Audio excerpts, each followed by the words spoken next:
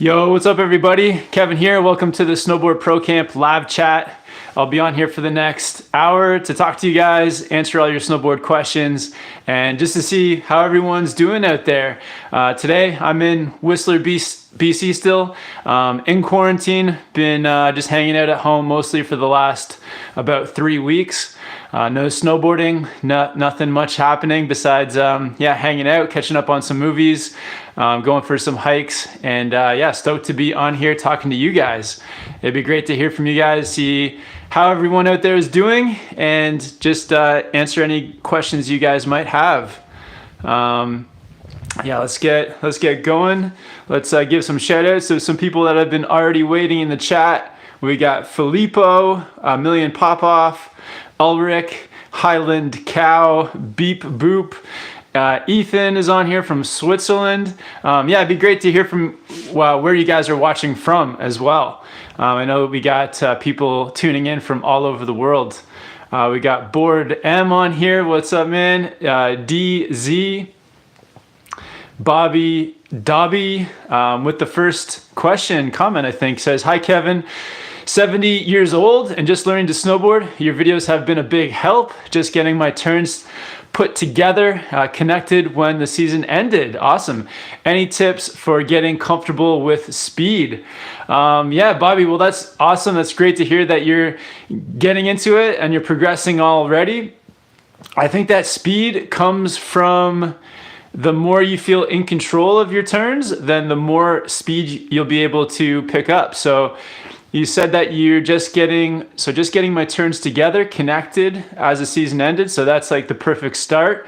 So basically it's like when you first start to do your turns is you end up doing the turn and then you're controlling your speed at the very end of the turn. And what happens is you're spraying a lot of snow downhill, which is it's a great start because that's like stopping one turn and allowing you to connect the next one.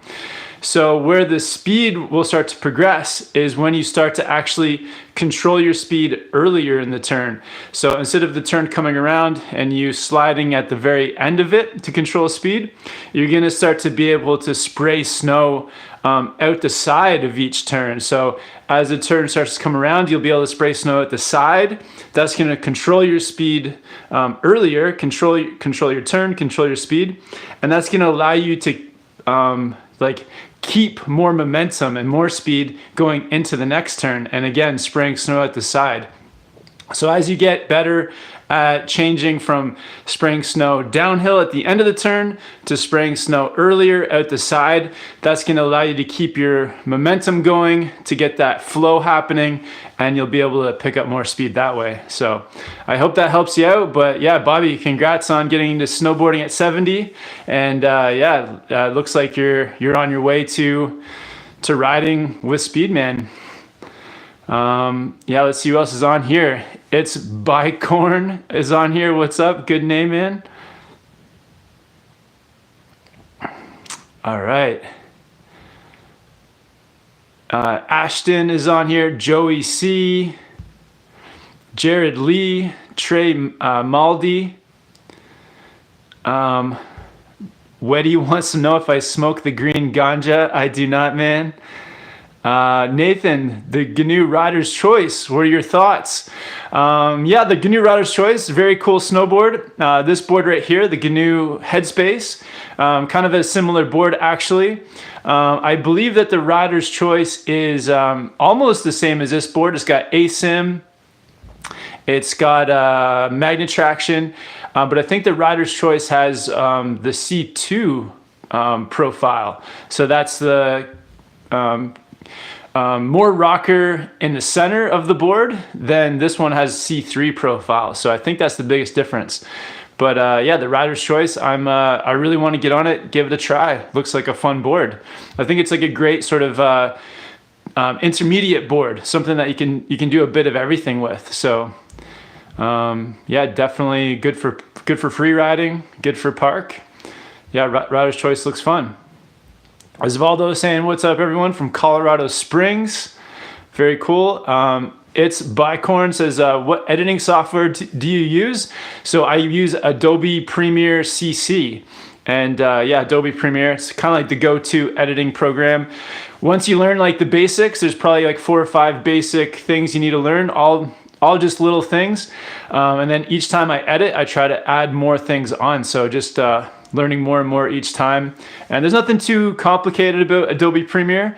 It's just about using it and yeah, learning all the little shortcuts as you go. There's lots of tutorials online for Adobe, so definitely check those out. We got Evan watching from Dublin, Ireland. What's up, Evan?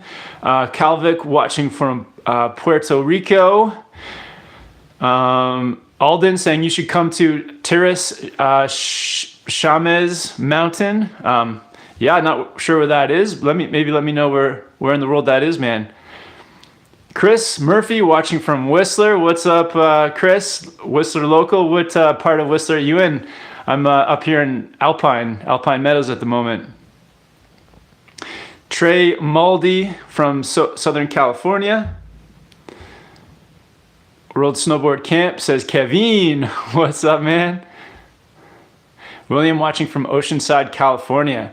And Raul says, hey Kevin, have you ever thought about competing in any snowboard competition, whether it's freeride or slopestyle? I would love to see you in freeride with Travis Rice or Xavier De La Rue. Wow, yeah, that'd be incredible. Yeah, those snowboard contests are pretty incredible. Honestly, those guys are at such a crazy high level of snowboarding. I don't think I would I'm not in the same league of those guys. Those guys are crushing it with their freestyle or free ride skills.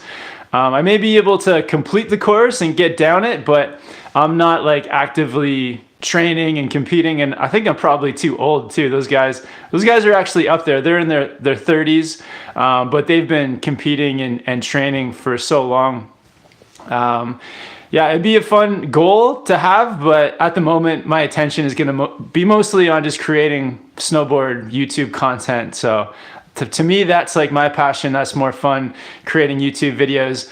But the whole competitive side of snowboarding is something that is pretty awesome as well, and takes a whole different amount of effort to get into the competing side. But yeah, those guys are crushing it. If I could go back and be like, say, 15 years old again and start training to compete, maybe I would, but I think it's past me at this point. Cyper X is on here. What's up, man? Alden says, how you feeling? Yeah, feeling good. Been staying fairly busy, trying to put up some edits for you guys, trying to do some live videos for you guys. And yeah, just been chilling here in Whistler. Mostly, yeah, just a lot of solo time in the house and getting out for some hikes and some walks too, but nothing too crazy. Dai says he's watching from Germany and it's 12 p.m. Very cool. Shout out to everyone in Europe for staying up late with us. Ethan says, do you have any tips to do front/back threes on bigger jumps? Absolutely. So when you're going for threes, I think if you have the threes on smaller jumps, that's like a great start. And, you know, it's all about, you know, as you make the jumps bigger, making sure that you have all the fundamentals and basics down on those larger features. So making sure that, you know, if I was going to try a three on a larger jump, I first want to do, say, 10 straight airs, making sure that every single time I'm landing on the sweet spot of the landing. Then I'll do a bunch of 180s, front side and back side, making sure, again, I'm like feeling comfortable, landing on the sweet spot of the landing, getting grabs. And then, yeah, then it's like, as you feel comfortable with the straight airs, with the 180s, then yeah, it's time to get a three. And before I would do a three on like a large jump, I'd make sure that I have a whole bunch of threes dialed in and feeling comfortable on the medium jump first. And I think my biggest tip always for threes is making sure I'm getting that like straight up level pop off of the feature. So that gives you extra time in the air, actually popping off the lip gives you extra time. And it also sets you up so that when you're spinning, because you pop straight up, you have like more of a, you're spinning like a top, nice and level. Yeah, so give that a try. Toby with the first super chat, 199. Is that your, pounds? It's yeah, in pounds, and with the sticker with the like funky chicken pear that says cool. Thank you, Toby, for the support, man. Christopher Kai says, what's up, Kevin? What's up, man? Darian, any tips for hitting jumps? Yeah, I would say before you get into hitting jumps, make sure that you are comfortable with your ollies, just outside of the park on the run, doing ollies, doing nollies, hitting lots of side hits on the side of jumps outside the park, and also just being able to ride with speed, because when you're doing your first jump, you're going to be riding with some speed because you take off with a bit of speed and then you end up landing with even more speed. So being comfortable with speed, being able to control your board as you ride with some speed, those are all important things, and those help you to kind of start to step it up towards going off jumps. So get all those in first. Armin says, hey Kevin and everyone, Japan snow resorts still open, correct? I just returned 2 weeks ago. Any other resorts open around the world? From Melbourne, Australia. Awesome, Armin. I think the only places open in the world are in Japan at the moment. My friend Tim, you guys have probably seen him here on the channel. He's down in Niseko snowboarding. And yeah, as soon as they started locking things down, he hopped on a plane from Vancouver, Canada, over to Japan. Excuse me, guys. And he's been over there ever since. So I believe that the only place open for snowboarding at the moment is Japan. So that's pretty wild.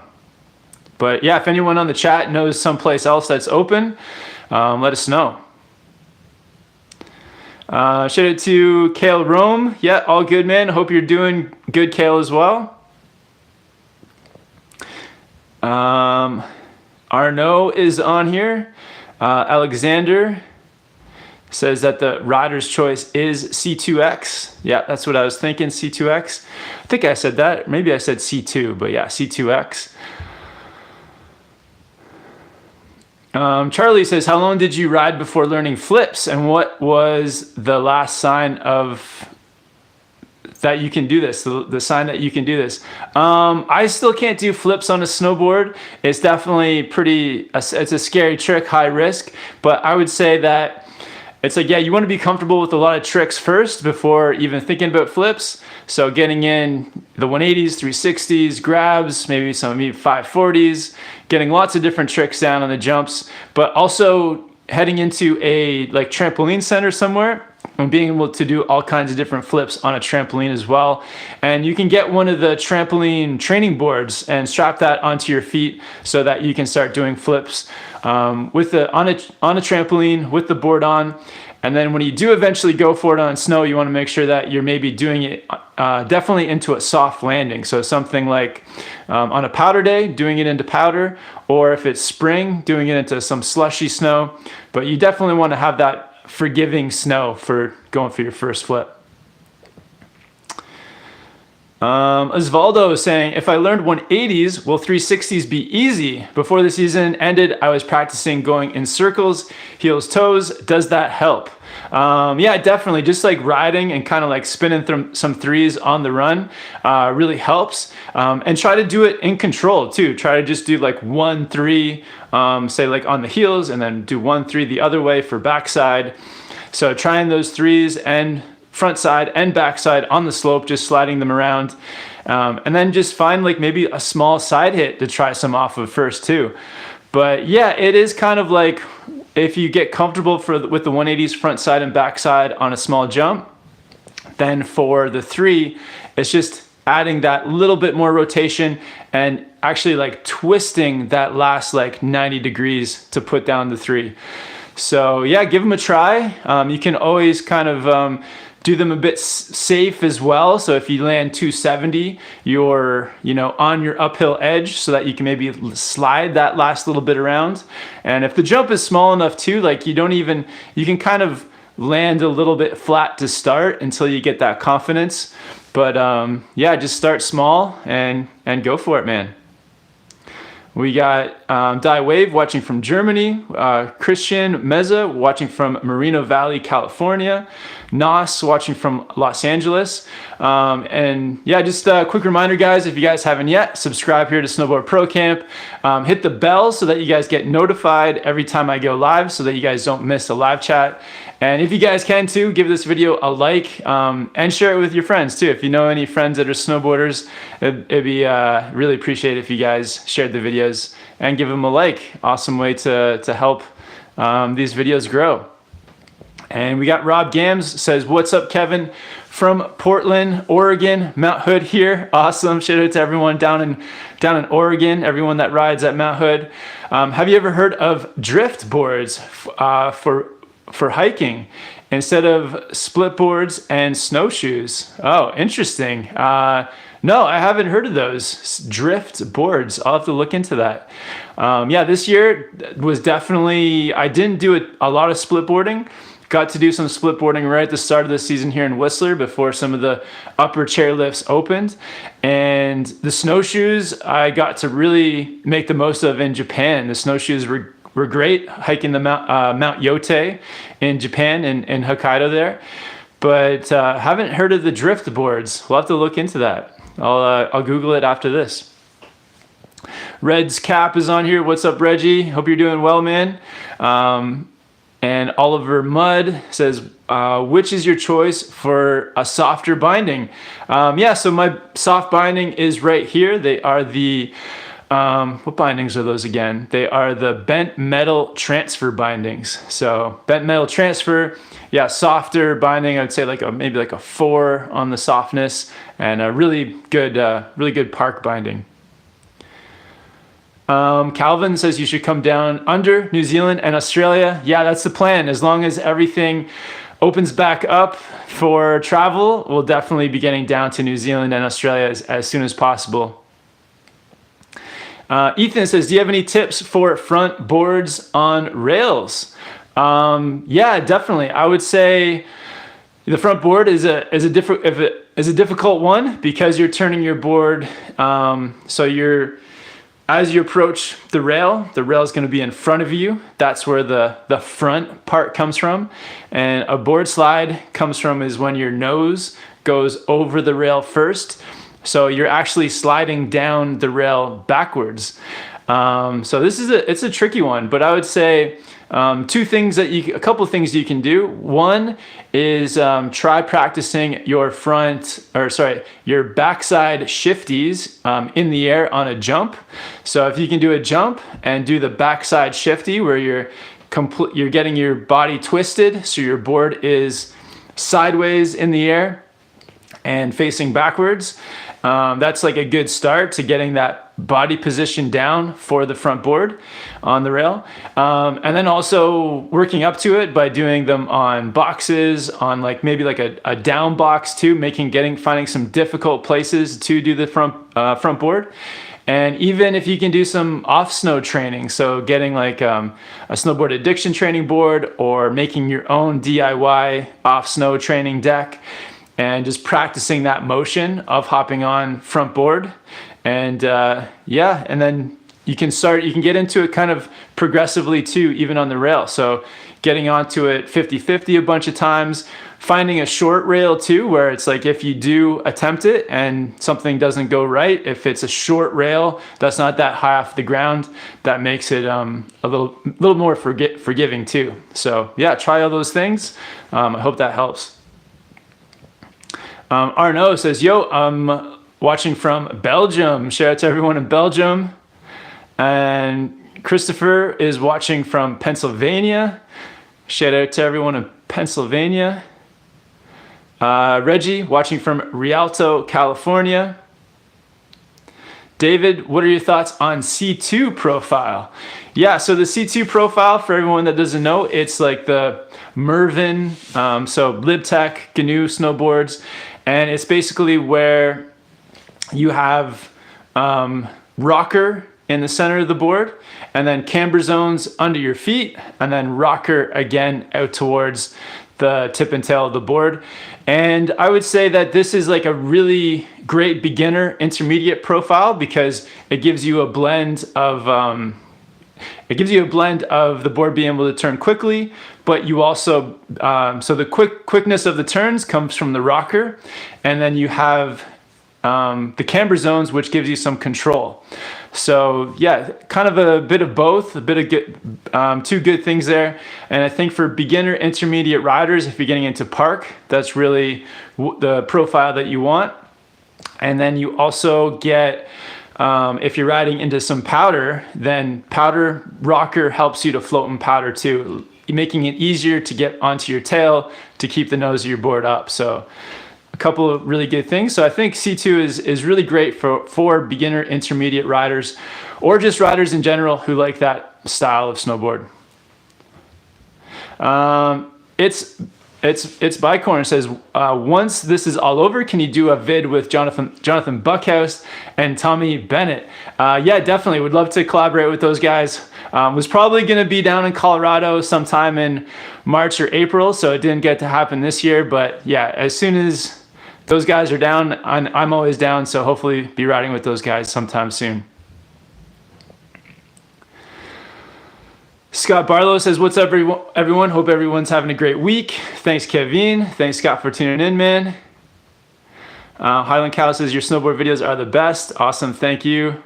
It's Bicorn says, are there any moderators in the chat? Yeah, I think there's a few moderators on here, secret moderators.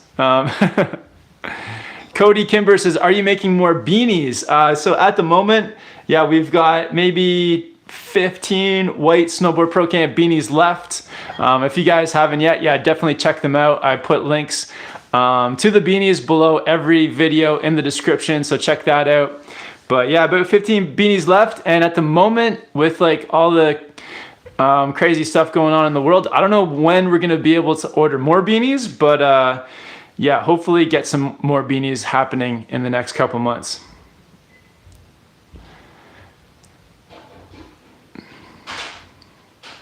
And Alexander says, can you make something together with Xavier, De La Rue? Yeah, that'd be awesome. He's an insane free ride snowboarder, like big mountain, all mountain snowboarder. So it'd be so fun to ride with him. I'm sure he knows some of the best places in the world for snowboarding over, well, worldwide, but especially like I know he's from Europe, so he probably knows some killer spots. So that'd be a dream. That'd be awesome. Hopefully get to ride with him someday. Kale says, watching from Minnesota in February, went to break, and they got like 8 inches. Oh, to Breck, I think you're saying. 8 inches, and it was the first time I ever snowboarded in powder. It was awesome. Awesome, Kale. Way to go, man. That's amazing.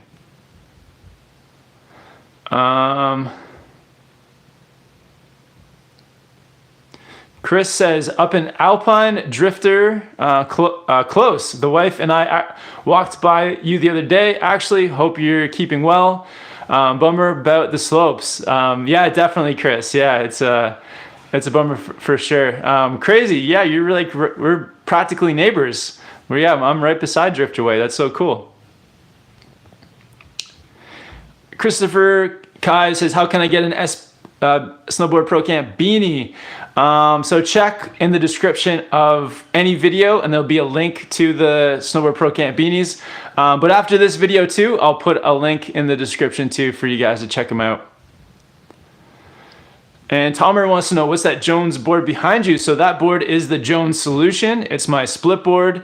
And yeah, so splits apart into 2 skis so that you can walk uphill, and then put it back together for riding down. Yeah, great board, Jones Solution. I've been really enjoying it. Cody Kimber with the super chat says, what time is it there? It's 8 a.m. in New South Wales. Yeah, so here in Whistler, it is like 3:30, about that, 3:25. Scott Barlow, how about smash the like button? Thanks everyone, help Kevin out. Yeah, sweet, thank you guys for all the likes. Almost at 50 likes. Alexander with the super chat, thanks for the support, man, says, do you change your stance and angles depending on the board you ride? Free ride or park?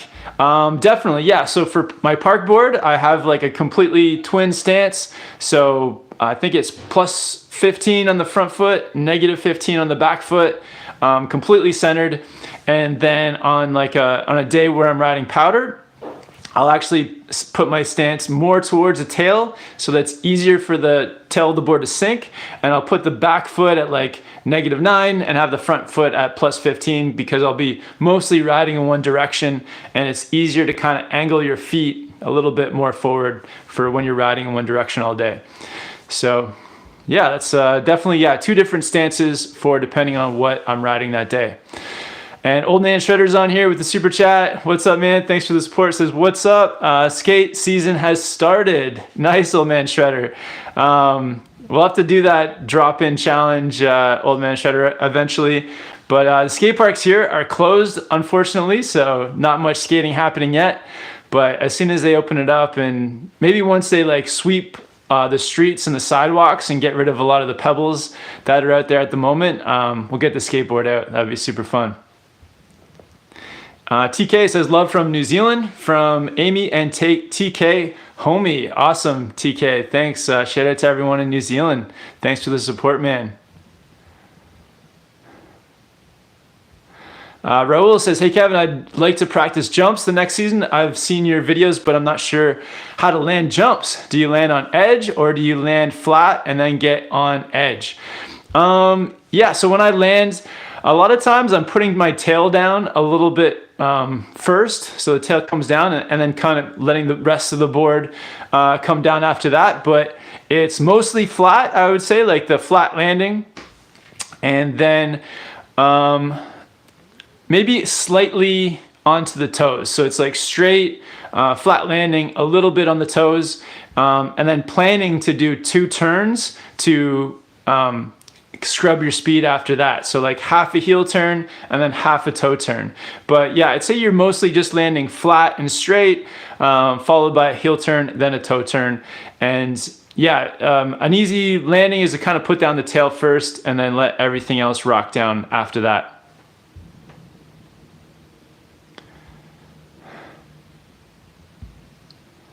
Old Man Shedder says, my hill's closed this week because of lack of snow. That's the only reason why your hill's closed. Haven't they closed all the resorts over there in Sweden? But yeah, all the resorts here are closed, and it's been really like warm here as well. So I think the snow is starting to melt, but still tons of snow up on the mountain.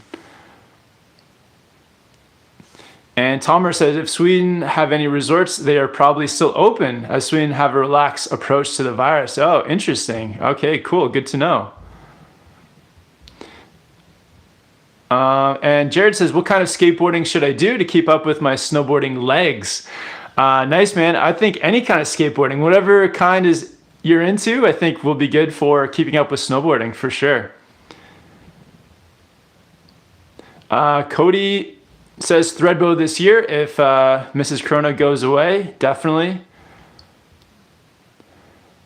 Ethan says I attached my bindings to my skateboard deck and went on the tramp.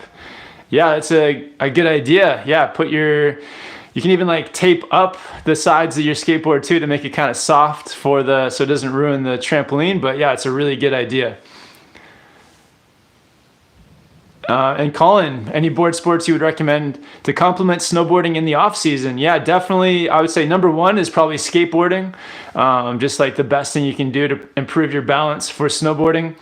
Maybe like a snowboard training setup. So do it yourself or check out some of the ones they sell online. But something like some kind of off snow training setup for snowboarding helps.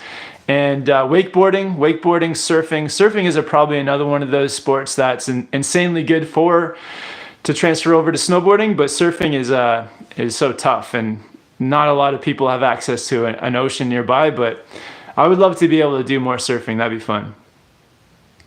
FaZe saying, love this channel, man. Thank you, FaZe. Thanks for the support. Reggie saying, smash the like button. Thanks, Reggie. 59 likes. Arnaud, do you have any tips on how to hit big jumps? It's all about the progression. It's all about getting comfortable on whatever jump you're on and then trying to add into that next step, just going a bit bigger. And I would say too, it's like not always about going the biggest, but with the feature you're comfortable on, learning as many different tricks as possible before like increasing the size of the feature. Tomer says, I didn't get a notification for this stream. Yeah, I know YouTube sometimes, even if you hit the bell for notifications, it sometimes still doesn't give you that notification. But yeah, thanks. I usually do the live chat every Thursday at 3 p.m. Pacific Standard Time. So if you're around on Thursdays, if you're free on Thursdays around 3 p.m. Pacific Standard Time, then that's usually when I do these live chats. Faye says, hey Kevin, I bought a Flex Malavita 2020 with an Evil Twin 2020. Is that a good combination? Definitely, yeah. The Malavitas, good choice. Kind of like the mid-flex binding, really solid with the Evil Twin. So like a stiffer Capita snowboard, sort of good all around, good for park, good for free riding. So good combo.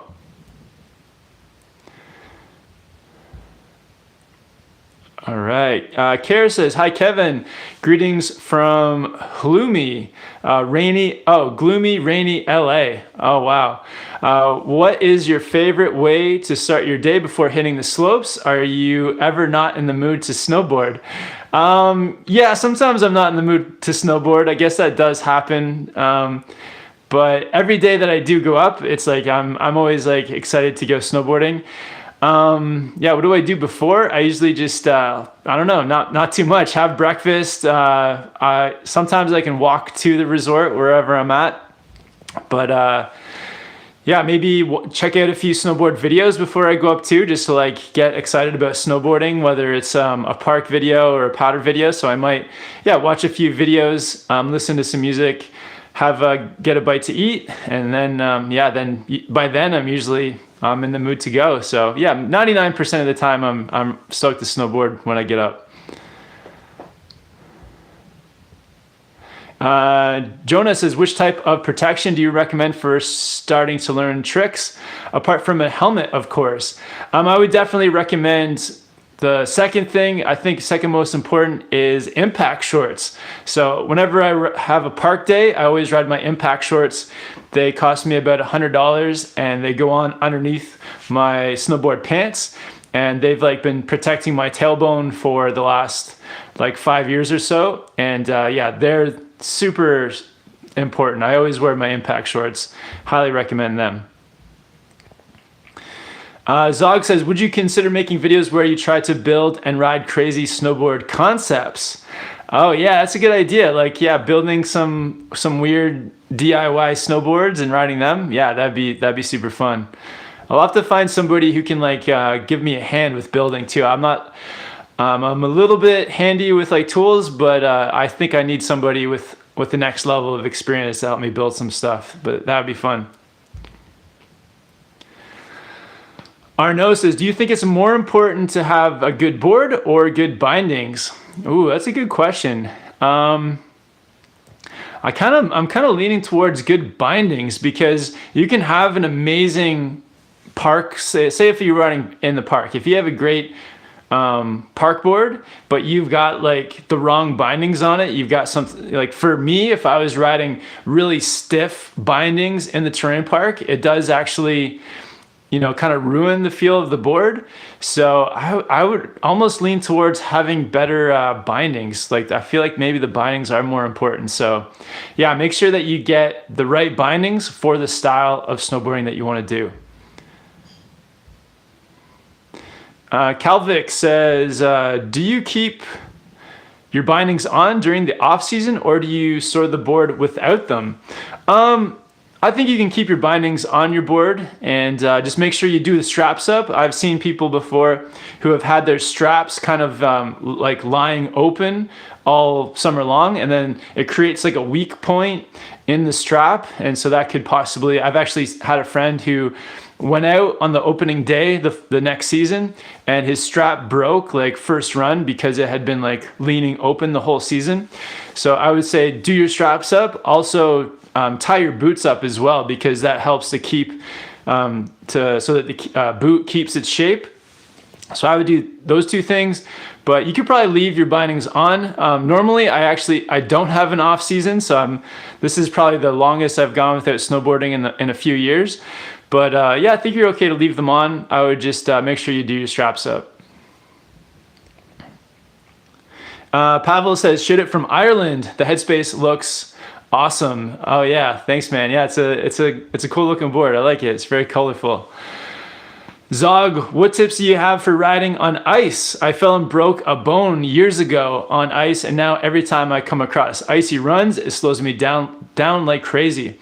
I think the best tip for ice is just like sliding with the ice. So when you see the ice coming, think that you're gonna really like try to slide with it and not try to work too much against it, because yeah, the more that you try to put pressure on your board, the more it's just gonna slide out. So try to slide with the ice. Definitely, if seeing it coming really helps you, because if you just find yourself on ice, like the ice that you don't see is probably the ice that gets you. So try to like look ahead and see where it is so that you see it coming. Staying over top of your board as much as possible. So if you're snowboarding and you're stacked right over top of your board, that's the best way to slide with it. If your body gets way out over top of the snow and you're on a big angle, that's when you can really slide out and land on your butt. Also, boards that have the multiple contact points. So something like magnet traction, that's what the GNU and Libtex and the Jones boards all have magnet traction, so it helps to grip the ice as well. It's kind of like a serrated edge. So when you're cutting through like a loaf of bread, that serrated edge feel transfers over to ice too. So yeah, there's a few things that you can try.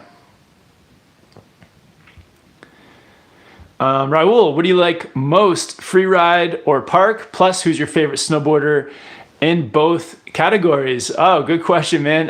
Tough question. I think I love both, but like a powder day is my favorite. Like say hiking to the peak of a mountain and having just like in crazy powder snow to ride down. That's like, I feel like the pinnacle of snowboarding. That's the best for me. And my favorite riders for both, probably for free riding and for powder, Travis Rice. He's an absolutely crazy powder riding. Also, Jeremy Jones from Jones Snowboards. He's another incredible powder rider. And park rider, I don't think I really have a favorite park rider, but there's some crazy guys out there. Mark McMorris, a bunch of the Canadian guys, they're killing it. So yeah, there's so many park riders. It's hard to pick a favorite. Maybe Stale, because he puts out such great edits on his YouTube channel. But yeah, there's so many good ones. The guys from Shredbots as well. So tons of park riders out there. Cody Kimber with the super chat from Australia. Thanks for the support. Cody says, "What's the best way to get up on your heels? I can never do it. I can get up on my toes fine, but my board always slips out when trying to get up." Interesting. I would say the one way that I used to teach people to get up on their heels is to actually take one hand and grab the toe edge of your board as you're sitting down, so you have something to kind of pull on as you push yourself up with the other hand. So I would say give that a try. Try grabbing your toe edge between your feet and pulling yourself up with that hand as you push with the other, and that might help you to get up. Also, try putting your high backs a little bit forward too. So I don't know what your high backs are set to, but I like to set my high backs to like there's like 6 settings. 0 being like having no forward lean, a 6 having a lot. Try setting it up at like a 4, and I think that'll help you as well get up onto your heels. We got El Stacker on here as well. What's up, El Stacker? Elliot from Boise, Idaho. Shout out, man. Saying cannonball the like button. Absolutely. We got 70 likes. Thank you guys all for liking and tuning in. It's Bicorn says, "I want a beanie, but I don't have any allowance right now." Oh man, sorry, dude. I usually give out beanies once a live chat, but we're so close to being out of beanies. Maybe I'll do like a random giveaway at the end and give somebody a beanie. Ricky says, what's the difference between true twin and directional twin in terms of binding mount, flex, and shape?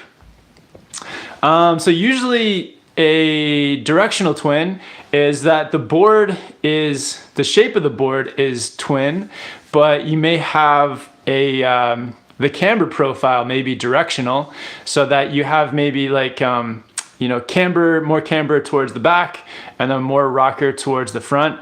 So in terms of the side cut, the side cut may be a twin, but there may be other factors of the board making it directional, namely the base profile. So that's something to consider if that's going to affect you. So it's like the shape of the board makes it more friendly for riding switch and for going into the park, but then the camber profile maybe makes it more directional for going into powder and carving.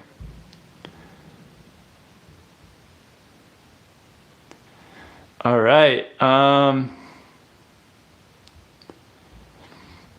It's Bicorn says, hi Kevin, can I be a mod? Well, I have to get to know you a bit better. So all the moderators on the channel at the moment, have been watching for years and years, and I've actually met a lot of people on here in person. So I feel like we need to just build more of a relationship, get to know you a bit more, and maybe I can, if I meet you and I know that you're a real person, and then we have to build that trust, because the moderators on here, they have crazy power. They can like ban people and do all kinds of crazy stuff. So I gotta build that trust first. Arad says, Kevin, huge fan. It's 2 a.m. here in Israel, and I actually waited for this live again. I'm about to start a snowboard instructor course after the Corona situation will be over. Any important tips? Arad, awesome, man. Yeah, thanks for staying up to watch the live chat. And yeah, I hope your snowboard instructor course starts up soon. Important tips when you're going for that, I would say, it's tough, because when you're taking one of those courses, it's important that you use like the language that the evaluator is looking for. So I would maybe pay attention to some of the, like if they kind of do some refresher stuff for you guys, like look at the way that he rides he or she rides, and try to mimic their riding, and also listen to the words they use while they're explaining something or teaching something, and try to use those words as well. But also do it in your own way, so make it a combination of, listening to them and doing it their way, but then, when you go to teach, use their words and their like style of riding, but still like have fun with it and make it your own personality. And I think that as long as when you're giving like a sample lesson, that there's, you're listening to what a student needs, you're setting out some like very clear and easy goals for the student, you're giving a really good and simple demo, and then you can able to watch and then give somebody some like straightforward and easy feedback. So I think that the more that it comes across that you're enjoying it, that you can give people like simple and straightforward instruction, and then give them like positive feedback, then I think you'll be good. But yeah, keep it positive, keep it simple to the point, and do it with a really positive attitude, and I think you should be all good. Great question, man. Jackson Gorman says, best youth parkboard brand. Oh, that's a tough one. Yeah, there's not a lot of youth boards out there. But I can't really give you a recommendation, but maybe check out some websites, filter by youth snowboard, and just see what's available. But that's a tough one. And Jared wants to know, would you ever travel to the East Coast to go snowboarding? Yeah, I would love to. I've seen there's some really amazing spots on the East Coast of Canada and the US, and would love to get out there at some point. Hamster Dance says, hey Kevin, I'm from the up North BC. Do you have any plans to come check out any of the mountains up here? Yeah, would love to. I would love to get to more mountains in BC. Yeah, if you could recommend some hamster dance, that would be cool. Yeah, let me know where we should check out. Dorian Rhodes says, what tools do you use for bindings? I actually have like all my tools right over here. So I've got this like Burton tool. I think it's called like the bullet tool.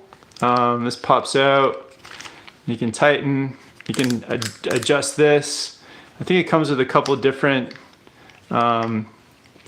bits for it as well. But yeah, I just got this one. I think it was like $20. But there's a whole bunch of different ones out there that you can check out. All right. Chris says, would you compare LibTech box knife versus GNU Headspace? Yeah, that'd be a really fun comparison video.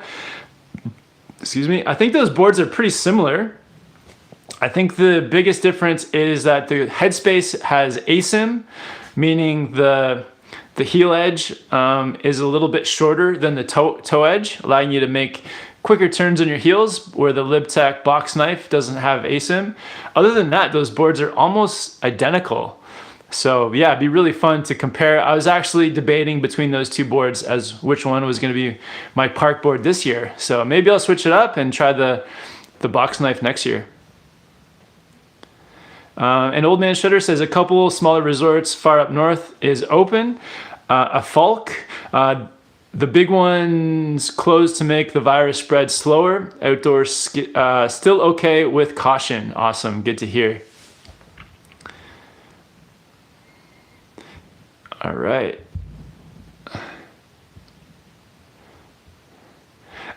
Take a Flight FPV says, hey, it's the Canadian William Osman. Who is William Osman? I'll have to look that up. Brandon, what's the best mountain to snowboard in the US? Oh man, that's a tough call. Best mountain. My favorite park in the US is probably Bear Mountain. That was really fun. My best powder day in the US was, where's my best powder day been? Maybe Jackson Hole. That was maybe my best pow day. Yeah, it's tough. There's so many great spots in the US and so many places I haven't been yet, but there's a couple. Jason Miller says, going to Mount Hood in the summer. Is it best to go with one of the camps as they take up part of the mountain, or just get a day pass so I can free ride? Yeah, I guess it's kind of up to you. It's I feel like the camp you spend, I think it's about $2,000 for a week. So like the High Cascade snowboard camp, it's about $2,000. And but with that, you get like accommodation, food, a coach, transportation, I believe lift tickets, and access to their park. And then you also get to do all the other activities that they have set up outside of snowboarding. So you get all that stuff.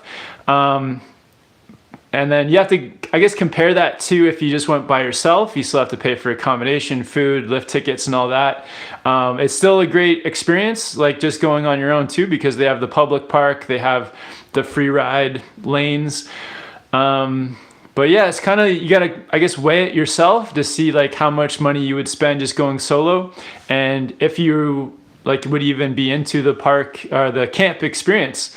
So yeah, it's up to you, man. But yeah, I think the camp does give some good value, and it's a great way to ride with other people too, and meet friends, and have like a coach, like a high level coach giving you feedback. So yeah, lots of pros and cons there, but I guess it's up to you.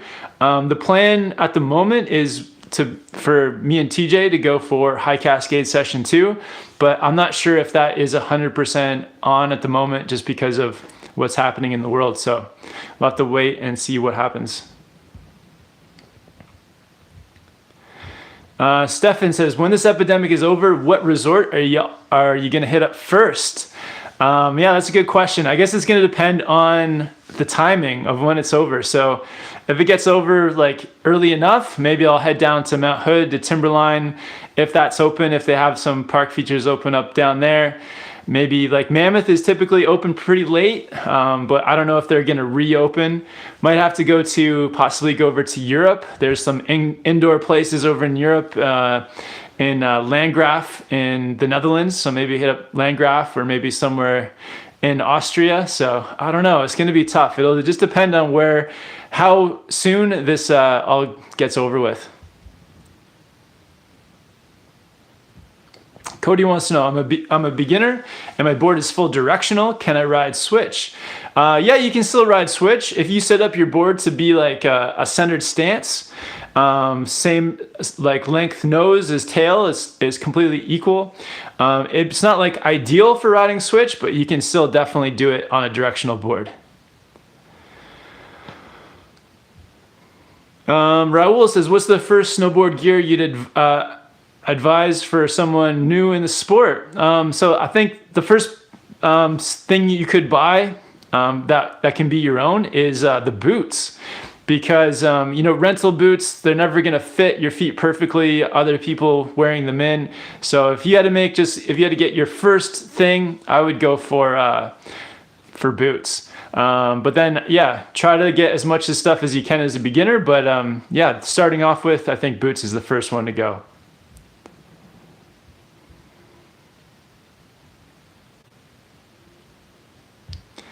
Red's cap says moderator with the question mark. Reggie, are you a moderator? I can't remember. Aaron, how do you like the bent metal transfers on the headspace? I ride headspace with Contact Pros, but the Forrest Bailey artwork on the bent metals is too sick. Yeah, I like them a lot. I think they're probably comparable to the Contact Pros, just in terms of the softness for a park binding. And yeah, they're comfortable. They're comfortable. They're soft enough for park. So I think between the Contact Pros, bent metal transfer, both good. And yeah, you get the Forrest Bailey artwork there. So that's the bonus.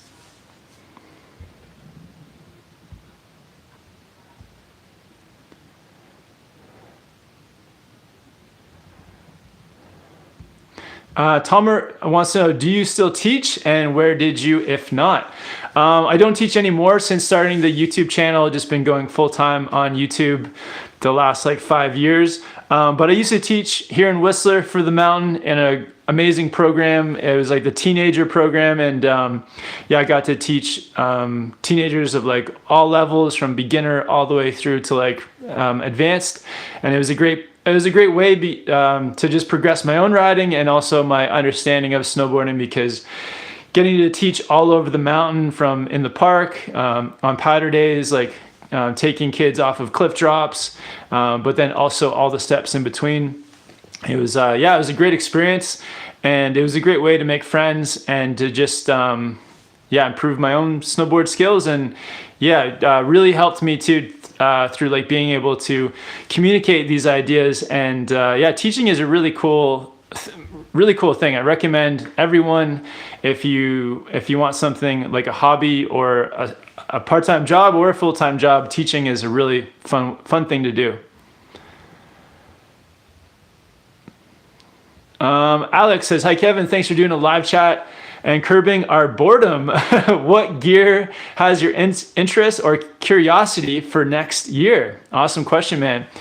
I'm looking at some of the Capita boards, some of the Capita POW boards, the spring break line. So there's a few boards in there that are really cool looking. The Powder Racer looks like an amazing shape. So interested in trying out some of those boards, maybe getting one. Also, some of the new Union bindings. Union is definitely stepping up some of their ankle straps this year, so stoked on some of those designs as well. Yeah, outerwear. Yeah, I've been riding Volcom outerwear the last few years just because of how well the fit is for me. So interested to see what Volcom comes out with. I know they're doing a lot of the outerwear for the Olympics coming up too. So also there's a lot of 3D shapes coming out next year too. I know like Burton has a bunch of new 3D boards on the way. So just crazy 3D profiles. So yeah, interested in checking out all that stuff. I'm sure there's a bunch more coming too. So yeah, it's exciting. It's a good time to like, and yeah, and if anyone needs gear too, it's like a great time to buy snowboard gear. There's a lot of stuff on sale on the websites, and yeah, I've been ordering a few things online too. So yeah, lots of exciting things to come. Oh, and Snowboard Panda is on here with the super chat. It says, thanks for the frequent live chats during the quarantine. Can't wait for snowboarding to start back up again. Yeah, definitely. Ashley from Snowboard Panda. If you guys haven't yet, check out Ashley's channel too, Snowboard Panda. She's got some tutorials up there. And gonna talk to Snowboard Panda tomorrow here on Snowboard Pro Camp. So if you guys want to check that out, we're gonna do a live video together with like the split screen over on Zoom, but it'll be streaming here on YouTube. So yeah, looking forward to talking to Snowboard Panda tomorrow at, I believe we're doing it at 7 p.m. Pacific Standard Time, if you guys want to watch that. Daily MTB says, how are you? How are you? One of my favorite YouTubers. Hope you're staying safe and having some fun. Awesome. Thanks, man. Yeah, all safe here. Same to you and everyone out there. Hope you guys are all safe out there.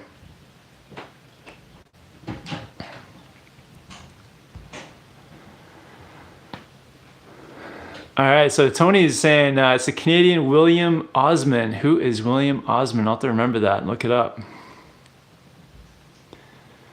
CK Border Boy says, do you like Colorado mountains? Yeah, I love Colorado mountains too. Been able to ride at Copper, Breckenridge, Keystone. So yeah, love those ones as well.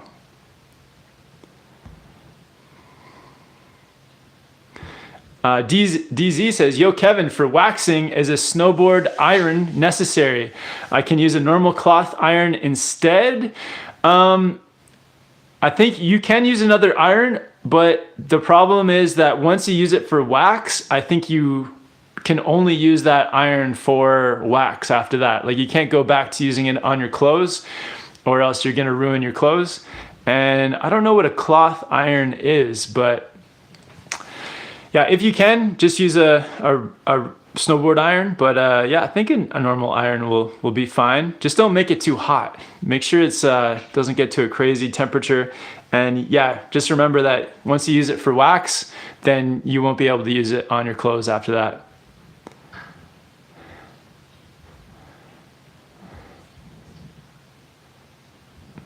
All right, I just added Red's Cap Reggie as a moderator, man.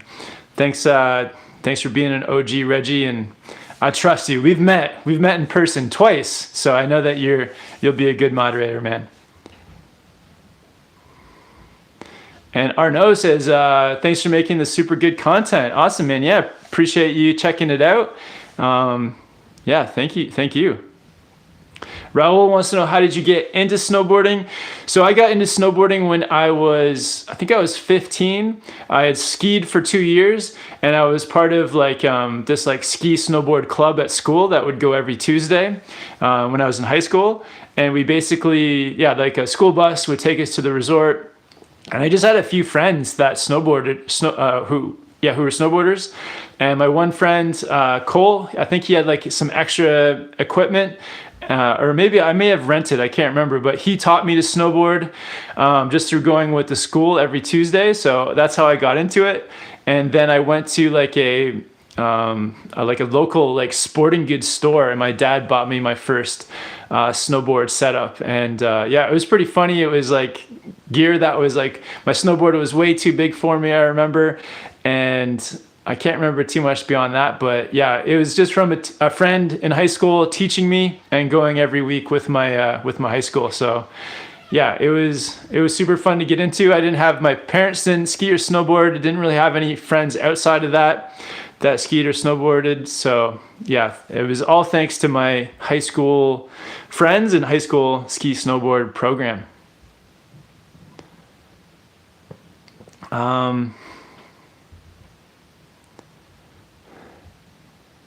James says, I've been bored, so I've started snowboarding on my trampoline. Yeah, good call. I wish I had a trampoline. That'd be so fun. Cody says, I just got some Volcom bibs. Awesome, good choice. Ty says, hi from Mackay, Australia. I think the Aussie season will go ahead. Maybe from July, you'll have to fly down when it does. Yeah, definitely. And shout out to everyone in Mackay. I've actually been there maybe just over 10 years ago, up by Townsend, I think, in Queensland. So yeah, shout out to everyone over in Mackay. Shout out to Queensland, Australia.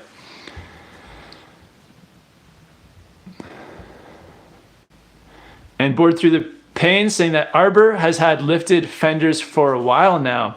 Yeah, so there's a lot of sort of 3D tech sprinkled out there amongst snowboards. So like, yeah, with Arbor, it's basically where the contact points of the snowboards are. So towards where the end of your edge, where your edge ends towards the tips, you'll have like sections that lift up slightly.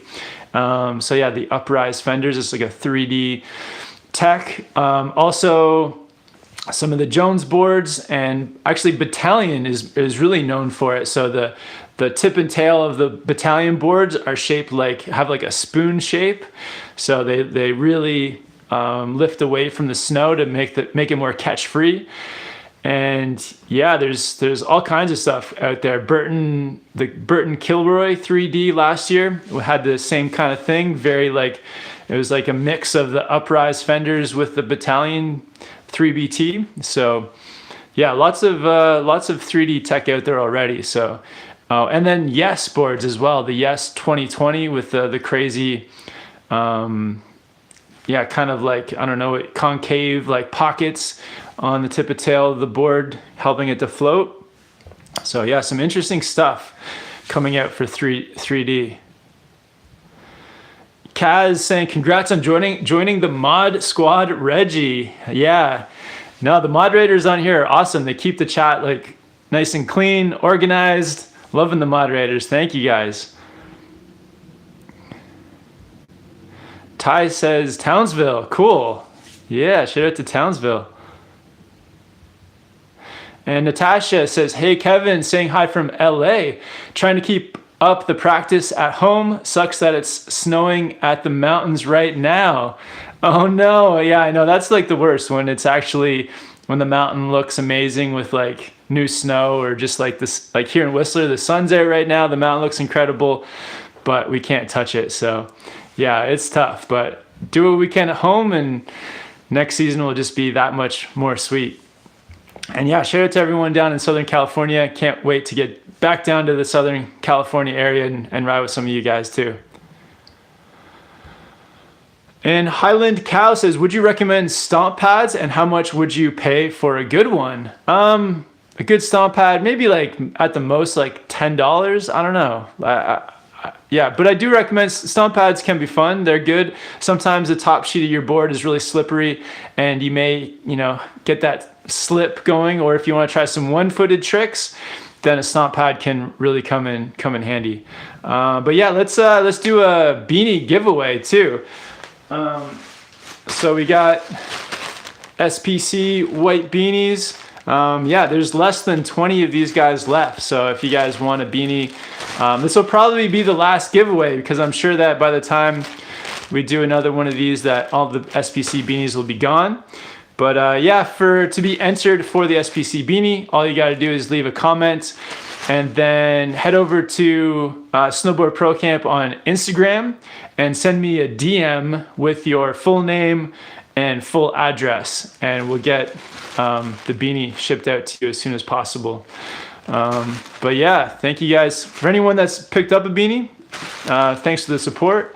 And for anyone that still needs a beanie, definitely order one, or yeah, whoever wins this one, congrats. But I'll give you guys a second to leave a comment, and then I'll just randomly pick a comment. And yeah, then follow me over on Snowboardprocamp on Instagram, and just send me a DM with your full name, full address, and I'll get it sent out. There's also SPC stickers too. So once the beanies sell out, definitely, if you want to support the channel, the stickers are an awesome way to do it as well. And in the meantime, one last question. Jordy Phillip says, what is a good POW board for Niseko, Japan? So my favorite POW board has been the Libtech Orca. But yeah, there's so many cool POW boards out there. Like, companies are just coming out with more and more incredible shapes. I know a lot of people were saying that the Jones Mind Expander was their favorite POW board for Japan. I saw a lot of Mind Expanders, a lot of Orcas out there.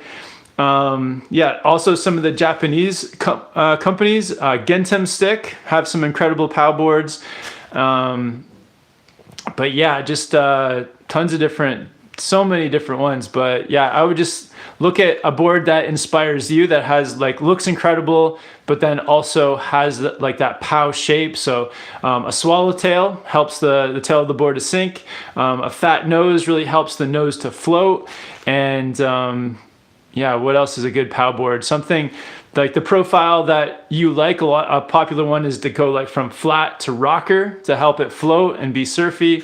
Or the combination of camber and rocker is good for a powder board too. But yeah, just take a look. But yeah, there's lots of good ones out there. All right, so let's pick a random comment for the win here. Just gonna randomly choose somebody. Thanks everyone for the likes, for tuning in, for the super chats. All right, one more sweep through. All right, so the winner is Connor Mott.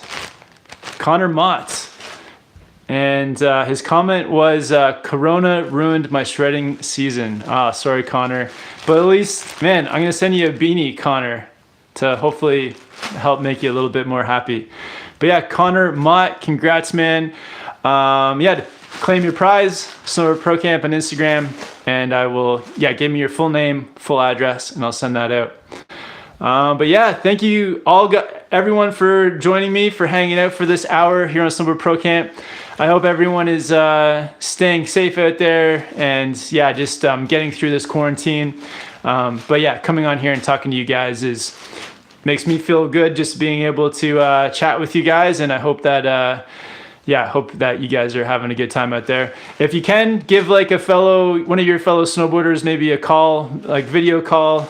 Just connect with people. It's an awesome way to, yeah, just feel good, to keep socializing, to catch up with everyone, make sure everyone's feeling good out there. So yeah, like let's reach out to fellow snowboarders. But yeah, thank you guys for tuning in. Hope you have a great weekend out there. Be safe, guys. I'll see you in the next one soon. Later, everyone.